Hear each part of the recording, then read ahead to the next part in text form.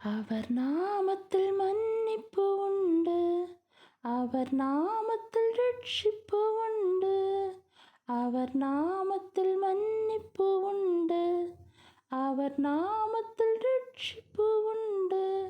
நாம் ரட்சிக்கப்படுவதற்கென்று வேறே நாமம் நமக்கில்லையே. நாம் ரட்சிக்கப்படுவதற்கென்று வேறே நாமம் நமக்கில்லையே.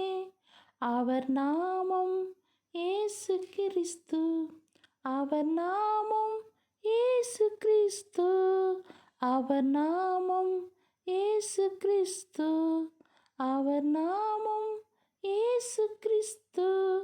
வானத்திலும் இந்த பூமியிலும் வல்லமையான ஒரு நாமம் உண்டு.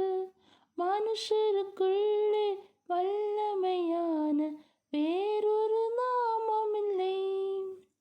மனுஷருக்குள்ளே வல்லமையான